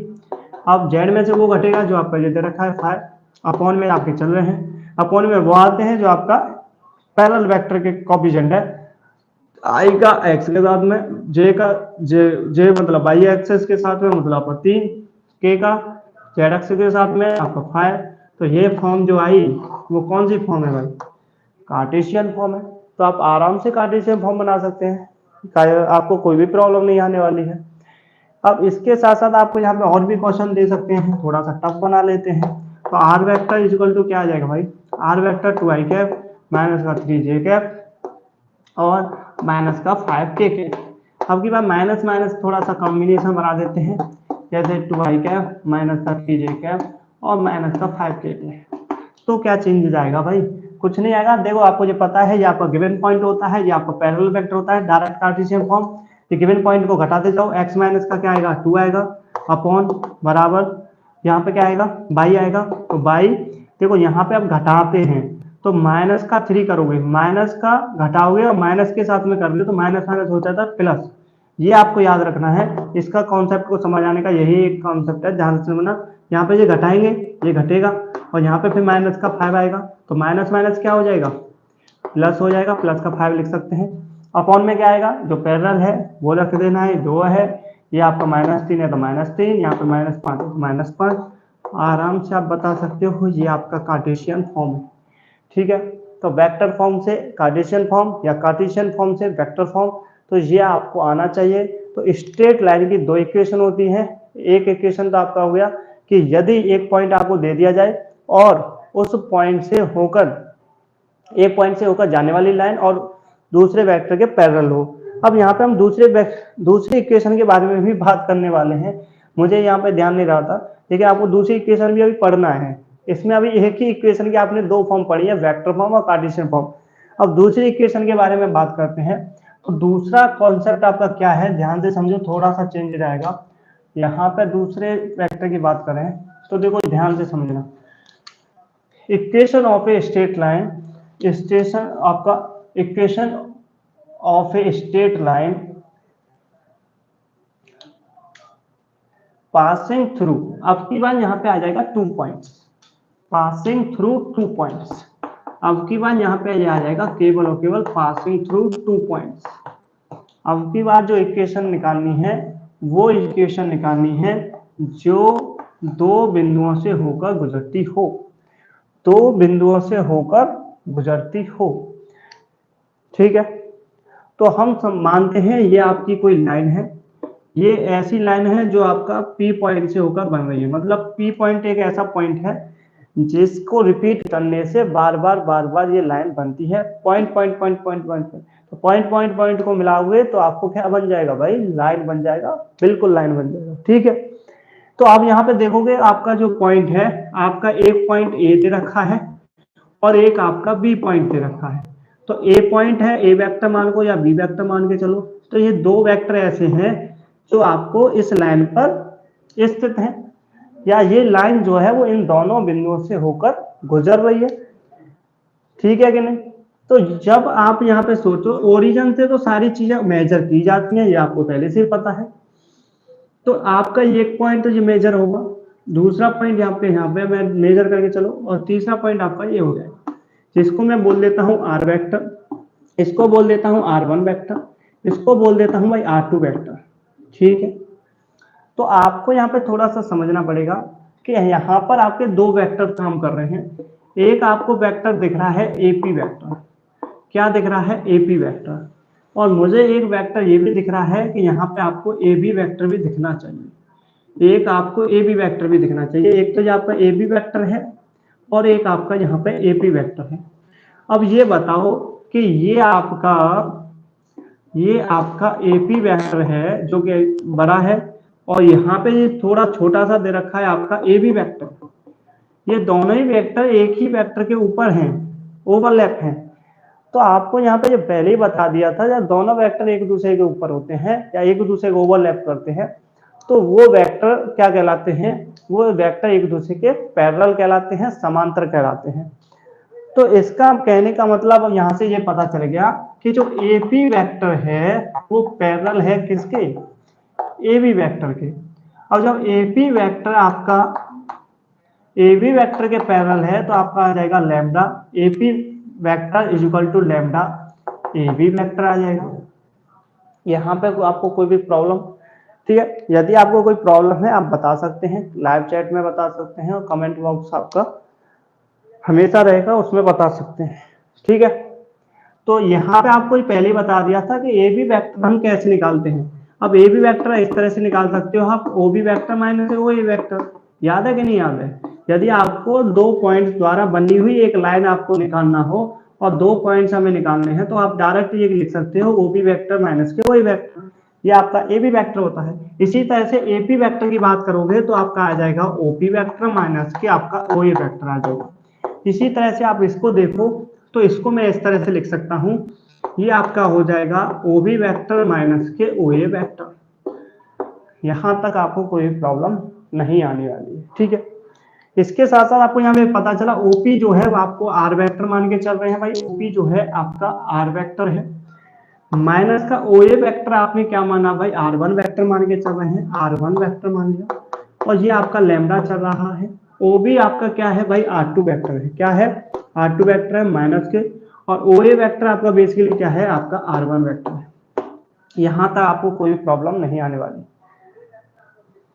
अब इसके बाद आपको पता चला कि आप माइनस के R1 को यदि उधर लेके जाएं तो आपका ये आ जाएगा, ये आपका आ जाएगा प्लस का R1 प्लस के लैम्डा, और ये आपका हो जाएगा R2 वेक्टर माइनस के R1 वेक्टर। ये आपको समझ में आ रहा है? और देखो R2 vector minus R1 vector वो वेक्टर है जिससे आपकी जो लाइन है गुजर रही है, इन दोनों ही वेक्टर से होकर लाइन गुजर रही है। तो वो वेक्टर्स का आपको क्या करना है, यहाँ पे माइनस कर देना है लैम्डा के साथ में। R1 वेक्टर वो वेक्टर है जो एक पॉइंट है जिससे होकर लाइन गुजर रही है। सिंपल सी बात है। यदि आपको दो पॉइंट दे दिए जाए तो आप आराम से यहाँ पे बता सकते हैं। जैसे कि आपसे बोला जाए कि आपको एग्जाम्पल के थ्रू देखा जाए, आपको दो वेक्टर दे रखे हैं, जैसे A वेक्टर आपका 2, 3, 5, और आपको जो B वेक्टर दे दिया जाए कि आपको यहाँ पे दे दिया 5 और 4 और 5, या 4, 5, 7, ये आपको दो वेक्टर दे दिए जा रहे हैं। A B वेक्टर है, एक A वेक्टर है, एक B वेक्टर है। तो इन दोनों वेक्टर से होकर जाने वाली रेखा का क्या समीकरण होगा, तो यहाँ पे वही हमें बताना है, equation of a straight line passing through 2 points. तो आपको यहाँ पे क्लियर लिखोगे कि आर वेक्टर बेसिकली क्या होता है, R1 वेक्टर प्लस के लैम्डा R2 वेक्टर माइनस के R1 वेक्टर कह सकते हैं। तो जब आप इसको सॉल्व करोगे तो R1 आपका दे रखा है 2 i कैप प्लस का 3 j कैप और प्लस का 5 k कैप। अब यहाँ पे आपको लैम्डा लिखना है और इसके बाद लिखना है R2 माइनस के R1, मतलब वेक्टर बी में से वेक्टर ए को घटा देना है। तो 5 में से 2 को घटाओगे तो आपका क्या आ जाएगा, 3 i कैप आ जाएगा। 4 में से 3 को घटाओगे तो यहाँ पे आपका 1 बचेगा जो कि आपका j कैप हो जाएगा। 7 में से 5 घटाओगे तो यहाँ पे आपका 2 k कैप आपका आ जाएगा। ठीक है, अब इसके बाद आप देखोगे ये जो इक्वेशन आपकी बनी है वो आर वेक्टर के बराबर आ गई। किसके वेक्टर के बराबर है भाई, आर वेक्टर के बराबर है 2 i cap plus 3 j cap और प्लस के 5 k कैप और ये आपका लैम्डा 3 i कैप प्लस के j कैप और प्लस के 2 k कैप। तो ये जो लाइन है, ये जो इक्वेशन आई है वो इक्वेशन कौन सी है, equation of a straight line passing through 2 points. आ रहा है कि नहीं आ रहा। तो आपको यदि 2 पॉइंट दे दिए जाए तो आप 2 बिंदुओं से होकर जाने वाली रेखा का समीकरण आप आराम से निकाल सकते हैं, आपको यहाँ पर कोई दिक्कत नहीं आने वाली है। अब इस फॉर्म को हम क्या बोलते हैं, इस फॉर्म को आप समझ के चलो, इसको हम बोलते हैं वेक्टर फॉर्म। क्या बोलते हैं, इसको हम बोलते हैं वेक्टर फॉर्म। अब इसका भी एक वेक्टर फॉर्म, एक तो ये हो गया, इसके साथ साथ आपको यहाँ पे क्या पढ़ना है, कार्टेशियन फॉर्म। अब कार्टेशियन फॉर्म को हम किस तरह से निकालें, कार्टेशियन फॉर्म इसका क्या होता है, ये सभी आपको याद रखने हैं। तो आपके सामने ना 4 इक्वेशन बन जाएंगे, मैं जो कि आपको पहले ही बता चुका था कि आप यहाँ पे पढ़ोगे 2 इक्वेशन, लेकिन पढ़ना कितनी है, 4 आपको रिजल्ट याद रखने हैं, 4 आपको फॉर्मूला याद रखने पड़ेंगे। एक आपका वेक्टर फॉर्म हो गया। अब वेक्टर फॉर्म से आपको कार्टेशियन फॉर्म में बदलना है। अब वेक्टर फॉर्म से कार्टेशियन फॉर्म में कैसे जाओगे ये हमें समझना है, कैसे हम हमारा कार्टेशियन फॉर्म क्या आएगा ये हमें समझते हुए चलना है। ठीक है, तो देखो इसकी हमें कोई जरूरत नहीं है, ये हमारा प्रूफ हो चुका है। तो यहाँ पे आप देखो लास्ट आपको यहाँ पे ये पता चल गया कि आपका जो वेक्टर फॉर्म है, वेक्टर फॉर्म जो है वो आपका वेक्टर फॉर्म क्या निकल के आया भाई, वो निकल के आया R vector is equal to R1 vector plus के लैम्डा R2 वेक्टर माइनस के R1 वेक्टर। यहाँ तक आपको कोई भी प्रॉब्लम नहीं आने वाली है। तो आपको मैंने पहले बता दिया था, यदि हमें R1 वेक्टर मानना है तो वो हो जाता है आपका x i cap, y j cap और z k कैप हम मानते हैं। यदि मुझे R1 वेक्टर चाहिए तो मैं इसको लिखूंगा भाई x1 i cap, y1 j cap और z1 k कैप मान के चलूंगा। यदि मुझे R2 वेक्टर चाहिए तो मैं इसको लिख के चलूंगा भाई, क्या लिख के चलूंगा, x2 i cap, y2 j cap और z2 k कैप लिख के चलने वाला हूं। तो इन्हीं डेटा को मानते हुए यदि हम इसमें डेटा को रख के चलते हैं तो आपका जो आंसर आएगा, देखो ध्यान से, ये आपका आएगा x i कैप, ये y j कैप और प्लस का आपका z k cap. r vector रख लिया। R1 वेक्टर आपका क्या है, R1 वेक्टर हम लिखेंगे x1 i वेक्टर और आपका ये y1 j कैप और प्लस का z1 k कैप आ जाएगा प्लस के लैम्डा। अब ध्यान से देख लेना, R2 माइनस के R1 है, इसमें से आपको इसको घटा देना है तो आपका आएगा x2 माइनस के x1, x2 माइनस के x1 i कैप और यहाँ आ जाएगा y2 माइनस के y1 का j कैप। इसी तरह से यहाँ से आ जाएगा z2 माइनस के z1 का k कैप आपका आ जाएगा घटाने के बाद। यहाँ तक आपको कोई भी दिक्कत नहीं आने वाली। इसके बाद आप देखोगे x i cap, y j cap और z k कैप, ये बराबर है। अब यहाँ पे आपको करना क्या है, आपको यहाँ पे ये लैम्डा के साथ इसमें गुणा कर देना है और इसके बाद आई कैप को आई कैप साथ जोड़ देना है, जे कैप को जे कैप के साथ जोड़ देना है, लैम्डा का गुणा करके के कैप को के कैप्स के साथ जोड़ देना है, जो कि आपने पहले भी कर रखा है। इसी तरह से अब भी करना है।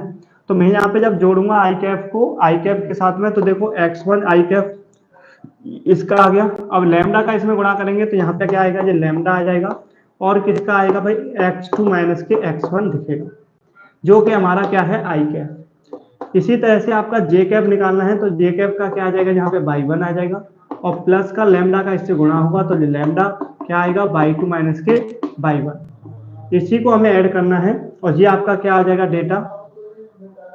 तो ये जो डेटा है आपका पूरा जे कैप का डेटा है। किसका डेटा है भाई, जे कैप का। तो इसको हम इस तरह से लिख सकते हैं जिससे कि हमें क्लियर दिखाई दे कि जे कैप का डेटा क्या है और आई कैप का डेटा क्या है। अब बात करते हैं के कैप का डेटा। के कैप की बात करें तो यहाँ पे आपको Z1 दे रखा है।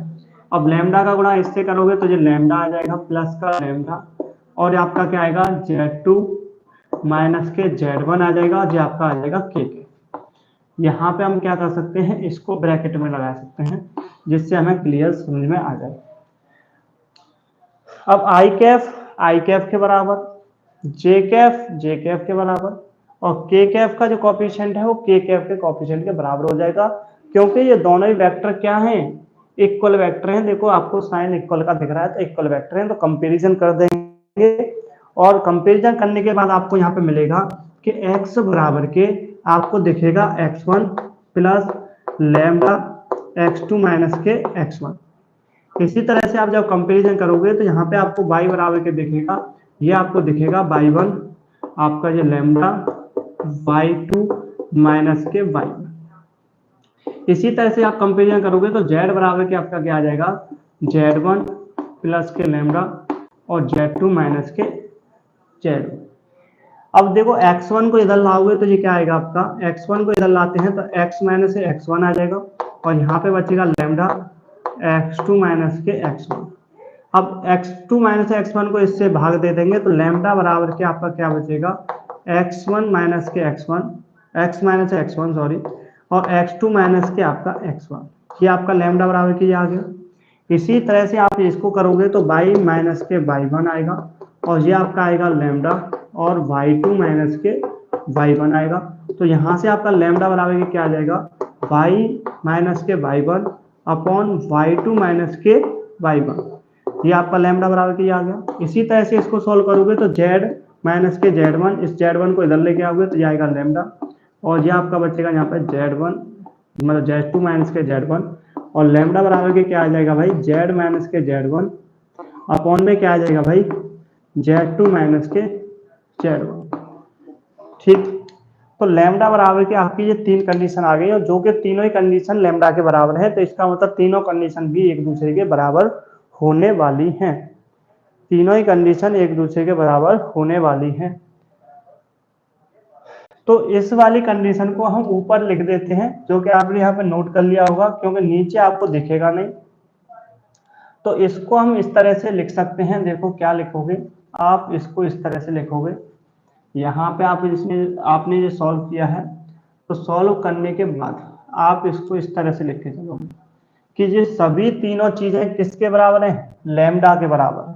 तो अब यहाँ पे ये लिखोगे कि x माइनस के x1 अपॉन x2 माइनस के x1 बराबर में y2 माइनस के y1 अपॉन y2 माइनस के y1, और बराबर में क्या आएगा, z माइनस के z1 अपॉन z2 माइनस के z1, और बराबर के क्या आएगा, लैम्डा आ जाएगा। जब आपको इक्वेशन लिख के देंगे, यदि एग्जामिनर आपको इक्वेशन लिख के देगा तो आपको ये लैम्डा लिख के नहीं देगा, आपको केवल इस फॉर्म में लिख के देगा। अब ये जो फॉर्म है, यही फॉर्म हमारी क्या कहलाती है भाई, कार्टेशियन फॉर्म कहलाती है। यही हमारी क्या फॉर्म है, कार्टेशियन फॉर्म कहलाती है। ये आपको समझ में आ गया होगा, ठीक है। तो वेक्टर फॉर्म और कार्टेशियन फॉर्म, ठीक है। तो अब यहाँ पे आप चेंजेस कर सकते हैं, वही चेंजेस रहने वाले हैं जो ये घटाने वाले हैं। यहाँ पे तो कोएफिशिएंट हमेशा एक एक रहता ही है, ये समझ में आ गया। जो घटा रहे हैं वो आपका एक पॉइंट दे के चलेगा, और नीचे जो दे रखा है वो आपको क्या दे के चलेगा कि आपका जो डिफरेंस आ रहा है वो उन दोनों वेक्टर्स का डिफरेंस है, जो दोनों वेक्टर से होकर रेखा जा रही है, ठीक है। लाइन जो है वो जहां से जा रही है वहां आपको लिख के देगा। तो आपके सामने अब चार फॉर्मूले हैं, चारों फॉर्मूलों को मैं एक साथ लिख देता हूं, आपको ये बिल्कुल याद होने चाहिए। आप इनको याद कर लोगे, हर एक चीज को लिखना सीख जाओगे, चेंज करना सीख जाओगे, तो आपका हर एक क्वेश्चन स्ट्रेट लाइन का बिल्कुल हो जाएगा। 3D का जो आपके अंदर जो डर रहता है ना, वो बिल्कुल खत्म हो जाएगा। आपको डरने वाली कोई बात नहीं है। सारी चीजों को देखो अच्छे से समझ के चलो। जब सारी चीजों को जब आप अच्छे से समझ जाएंगे तो आपको यहाँ पे कोई भी दिक्कत नहीं आने वाली है। तो अब यहाँ पे देखो चारों इक्वेशन को मैं लिख के चलता हूँ कि आपकी जो चारों इक्वेशंस हैं वो क्या क्या बन के आई हैं और क्या क्या रही हैं। इसके बाद आपका आगे आने वाला जो क्लास होगा उसमें हम इसी से रिलेटेड और भी क्वेश्चन करेंगे, और जितना आपका पीछे हो चुका है, जितनी आपकी क्लासेस हुई है, उससे रिलेटेड आपको एग्जाम्पल्स कराए जाएंगे। क्योंकि आपका जो बीच में एक क्लासेस रहता है जिसे हम क्या बोलते हैं, example based on previous classes concept, ठीक है ना। Example based on A previous classes concept का बेस्ड रहता है। तो आपको उस क्लास को बिल्कुल मिस नहीं करना है, क्योंकि आपको वहां पर प्रैक्टिस क्वेश्चन कराए जाते हैं, ठीक है। अब देखो यहाँ पे आपको क्या क्या दिए गए हैं भाई। आपको यहाँ पे 4 फॉर्मूले बनाए गए हैं। तो मैं पहले फॉर्मूले की बात कर रहा हूँ, पहले की। जब आपके जो लाइन है वो एक बिंदु से होकर जा रही हो और बी मतलब दूसरे वेक्टर से क्या हो, समांतर हो, तो उसका वेक्टर फॉर्म क्या होता है, ए पॉइंट और आपको बी पॉइंट, जिसे हम क्या बोलते हैं, जिसे हम बोलते हैं वेक्टर फॉर्म। ए पॉइंट में लिख देता हूँ वेक्टर फॉर्म। तो आपका ये वेक्टर फॉर्म क्या आया था, ये आपका आया था R vector, R1 vector plus के लैम्डा एम वेक्टर। इसका जो बी पॉइंट है जिसे हम बोलते हैं कार्टेशियन फॉर्म। कार्टेशियन फॉर्म ये आपकी थी। अब इसको हम क्या लिखते थे, इसको आपको याद होना चाहिए, x माइनस के x1 अपॉन ए, y माइनस के y1 upon B, z minus के z1 अपॉन सी। ये आपकी इक्वेशन थी। दूसरी इक्वेशन में आपने जो पढ़ा, ए पॉइंट आपका जो है वो वेक्टर फॉर्म था। तो इसका जो वेक्टर फॉर्म है वो क्या आया था भाई, इसका जो वेक्टर फॉर्म है वो क्या आया था, बराबर आपका आया था आर वेक्टर R1 प्लस के लैम्डा R2 वेक्टर माइनस के R1 वेक्टर। और बी पॉइंट आपका क्या है, कार्टेशियन फॉर्म। तो कार्टेशियन फॉर्म में ये आपका क्या था, x माइनस के x1 अपॉन में x2 माइनस के x1 बराबर y माइनस के y1 अपॉन y2 माइनस के y1 और बराबर के z माइनस के z1 और z2 माइनस के z1। ये आपकी इक्वेशन 4 रहती हैं। ये आपको चारों फॉर्म आपको याद रखनी है। और इक्वेशन कितनी होती हैं, 2। आपकी स्ट्रेट लाइन की इक्वेशन कितनी है, 2, लेकिन उसकी फॉर्म्स कितनी है, 4। तो यहाँ पे आपको कोई भी प्रॉब्लम नहीं आने वाली है। ये चारों फॉर्म आपको याद रखनी है, और इससे रिलेटेड आपके जितने भी आप सवाल रहने वाले हैं वो हम आने वाली क्लास में करने वाले हैं। कल आपकी क्लास रहेगा, सुबह आपकी क्लास 9 बजे रहता है। आप रेगुलर लाइव आने की कोशिश किया करें और अपनी नोट्स प्रॉपर तरीके से बनाते चलें। हर एक क्लास को स्टेप बाय स्टेप आप देखते चलें और अपनी नोट्स बनाते चलें, और फिर बाद में आप उसी का रिवीजन करते रहिए। और जितने भी क्वेश्चन प्रैक्टिस क्लास में कराए जाते हैं उन क्वेश्चनों को भी आप बार बार करते रहिए, जिससे कि आपको आपका जो कॉन्सेप्ट है वो आपका मजबूत होता जाएगा और आप इससे रिलेटेड आपके सभी क्वेश्चन आप कर पाओगे। और घर बैठकर आप उन क्वेश्चनों को भी करते रहें जो कि कॉन्सेप्ट पर आधारित हैं।